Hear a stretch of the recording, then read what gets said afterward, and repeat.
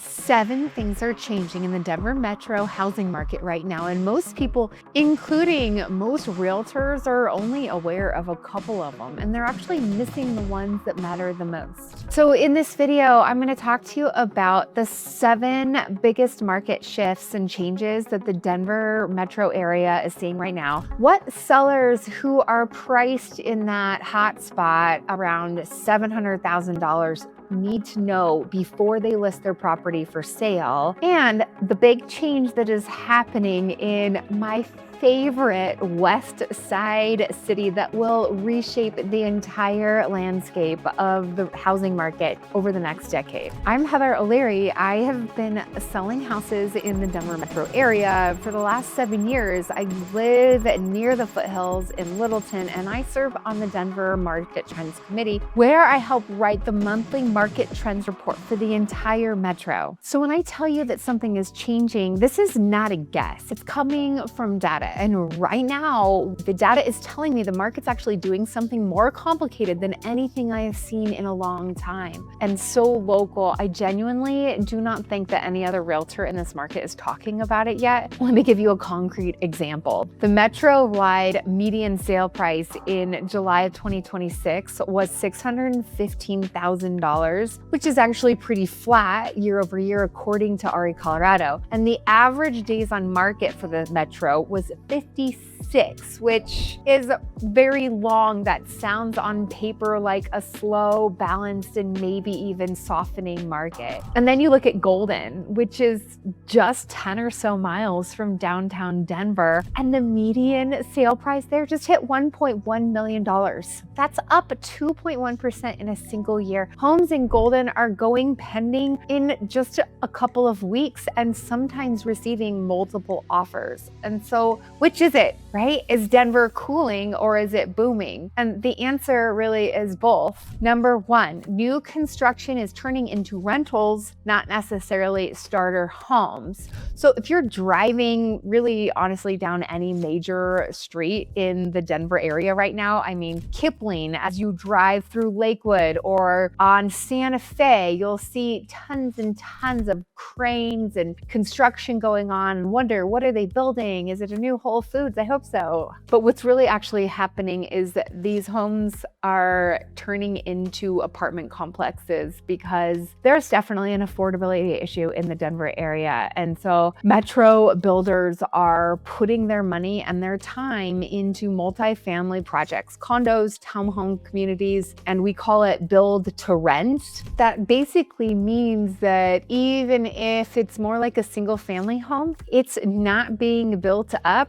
to be sold to the open market. It's being built to rent. And typically they're not single family homes, they are multifamily. And the reason for this is land costs and construction costs have both gone up. Margins on traditional for sale master plan communities have gotten thinner. And so build to rent communities or multifamily projects allow a builder to have income for years instead of just selling them in this market and then moving on. It's actually a safer bet to rent out your property in a market where rates are a little bit higher. The misconception that I run into very, very often is a lot of people assume that every new development means there's a bunch of starter homes hitting the market for buyers like them, and that's really not what's happening with a lot of these. So if you are a buyer, this means that rising permits for builders does not necessarily mean that you are going to have more options, especially in the city, the metro. If you already own a home and you own it in a walkable, established West Side area that is fantastic for families, this is definitely in your favor because it means less competition from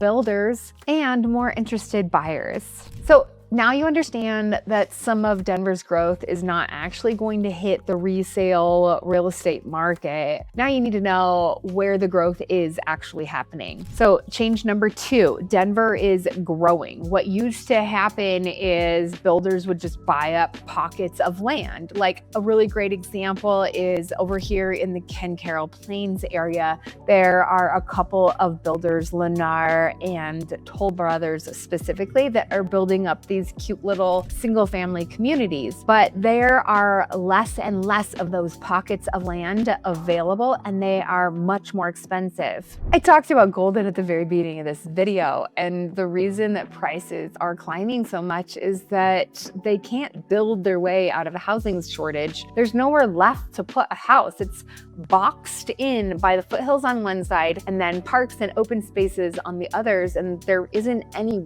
extra raw land to put in a new subdivision. And that's exactly why the median sale price just crossed over $1 million, and it's up 21% in a single year according to Redfin. And homes in the Golden area are selling so fast. Any area along the foothills that has great access to downtown Denver also is going to be increasing in price significantly. And here's some of the problem that this creates. These are the misconceptions. When you read a headline that says Denver inventory is up 28% year over year, it sounds like the whole market is loosening up, but most of that new inventory is really far out of the metro. It's on the outside of that 470 ring. It's not showing up in the places that people want to live, like Golden, Lakewood, or other of these kind of landlocked west suburb communities. Now, if you want more negotiating room, more new construction, more space for your money, the growth areas, those corridors along the east, south, and north is where you'll find it. Neither one of these is wrong. It really depends on what you're actually trying to get out of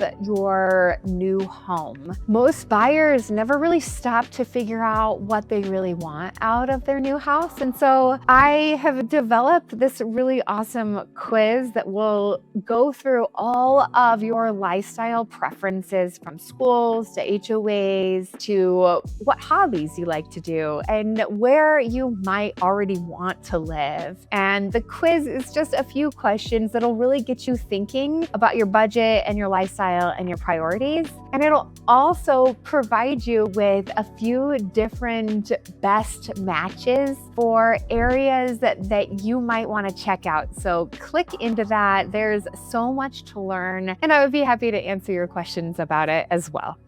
Now, if you're a seller and you have one of those homes that has a lot of land to it and is in one of those areas that I was talking about, as long as you've updated the property, you will probably get a good price for it. Now, the problem is that updating a home is very expensive. Also, you probably have a very low interest rate. So chat with me, number one, if you need contractors to help you make some updates before you move, or if you want to stay and update the property instead, or if you are curious about interest rates. So let's jump into that. Number 3, everybody's waiting for mortgage rates to drop into the 5s again, and there is a reason that might not actually happen anytime soon. It doesn't really have a lot to do with the Fed. Mortgage rates don't move on what the Federal Reserve does.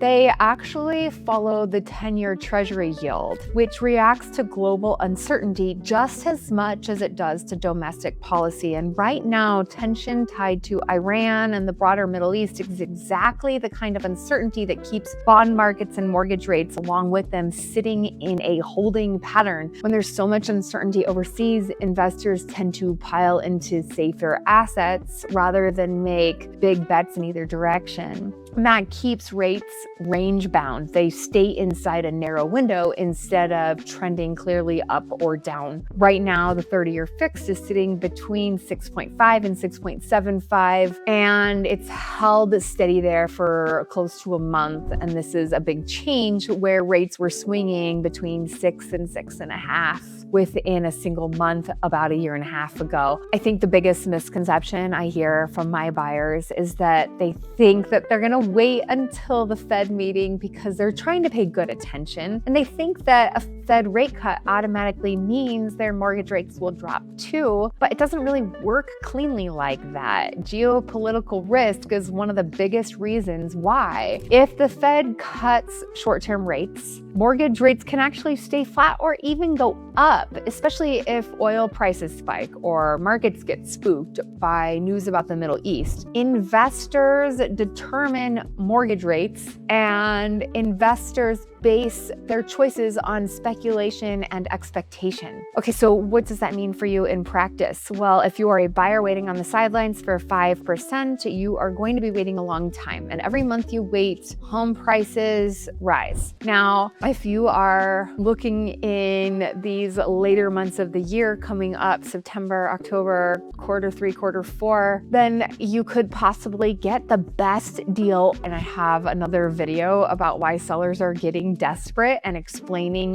why those deals are happening right now. So check that one out. If you're a seller and you are getting desperate and you have a low interest rate, but you do still need to sell, there are some solutions, and having rates hold steady could actually be better for you, because then buyers know what to expect. It's better and it's healthier than a volatile interest rate environment. Buyers can then plan around their number instead of having rates jump around a whole bunch. Rates are a huge part of the cost of buying a home, and I want to chat with you about a solution that I have is amazing. Okay, number 4, and this one is so important, and I think almost everybody I talk to does not understand it. So let me explain seller concessions to you. Seller concessions are a part of the contract that improves your interest rate, because the seller then is helping you buy down the interest rate. Here's how it works. If you offer on a $650,000 property and you want a discount, because let's just say it, you're probably going to get a discount in this market. The seller could potentially offer you, let's say, a $25,000 discount. Well, that will save you $126 a month on the payment. However, if you get a 3% seller concession, and that's only $19,000 out of the seller's pocket, so it's actually saving them money, but now your payment is $338 a month, which is $200 more of a discount every month. So every single transaction I am doing right now has seller concessions baked into it, unless it's cash, of course. So if you're making an offer as a buyer, you want to look at list price, which is just the asking price. Then you're going to look at the comps. You're going to have your realtor, me. I'm going to talk to the listing agent. We're going to find out where the wiggle room is, and if they've already priced in seller concession. If they have, then we're probably making an offer, maybe 20,000, maybe 10 in seller concessions, somewhere right in there from 3 to 5% seller concessions. That sounds like a fantastic deal. Now, new construction pricing doesn't just include, of course, the price of the home and the interest rate. It also includes the design center and the lot fee. And what I'm seeing right now is that design costs are increasing significantly as well. And that leads me to change number 5. Tariffs are definitely having an effect on the cost of construction. This one is really not getting enough attention because the consequences are so real. I mean, tariffs on steel, aluminum, lumber, copper, anything that's Chinese manufactured building goods, they've added an estimated $9,000 to the cost of building an average new single family home in Denver, according to a 2026 analysis on Buildium's research. Construction material costs rose 6.2% in 2025. That's the largest single year jump since the pandemic supply chain. Now, if you're talking about new construction, this is already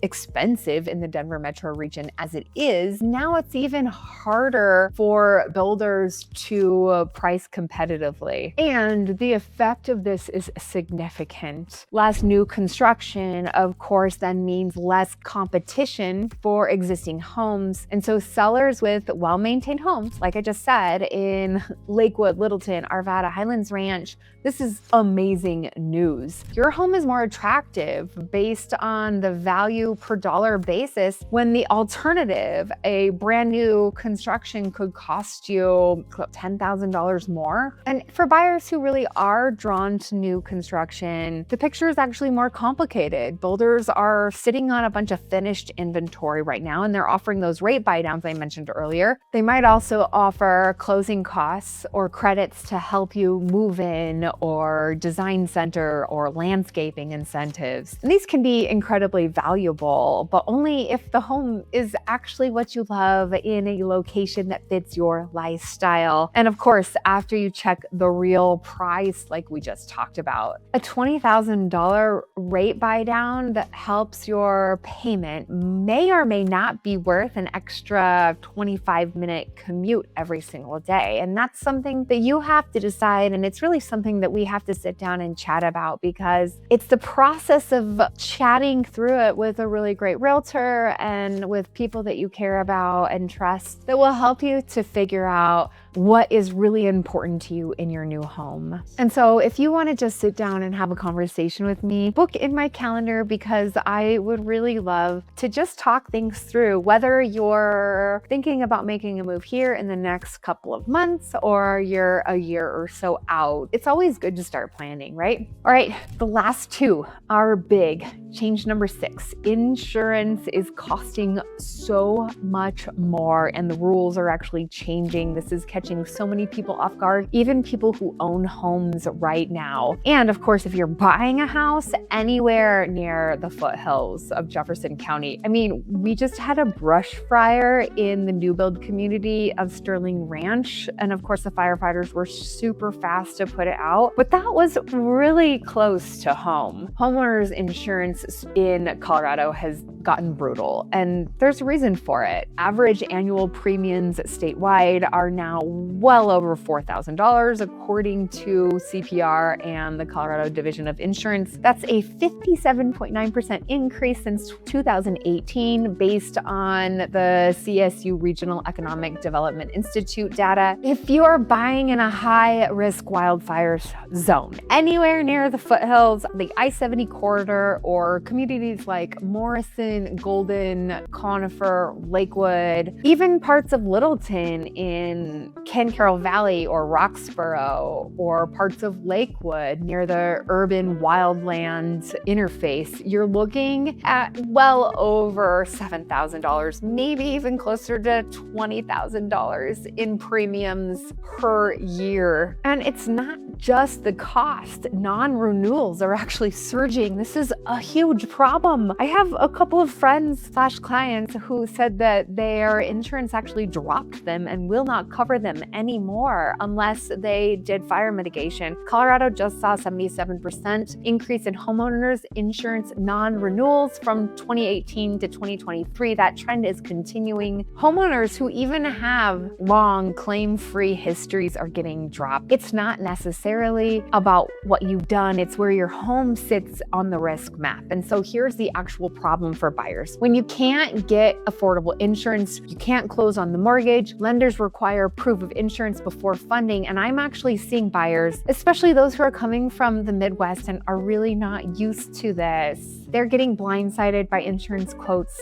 And there is a protection in the contract, just so you know, where we can cancel the contract in the case that property insurance is not acceptable to you. And so I will protect you. Don't worry, you don't have to buy a house that has outrageous insurance, but still, it's a factor. And actually, the rules have changed. Colorado House Bill 1182 went into effect on July 1st, 2026. This is the most significant wildfire insurance legislation Colorado has ever passed. It requires insurers to disclose their wildfire risk models and they're going to give you a wildfire risk score for your specific property, incorporate your mitigation efforts into that pricing, and then allow you to formally appeal your rate. Some insurers will now offer discounts for these homes that have completed a wildfire preparedness mitigation certification. Now, remember, if you do love the idea of living near trails because they're so much fun, I have a guide on area trails and I would be happy to share it with you. So you just scan here, download it, and then of course, let me know if you want to take a hike or a bike ride. I would love to chat all about trails, because even though there's risk to living in the mountains, there's also so much in the way of benefits. And there's a reason why people love to live here. And so let's talk about the very last one, and that is Lakewood's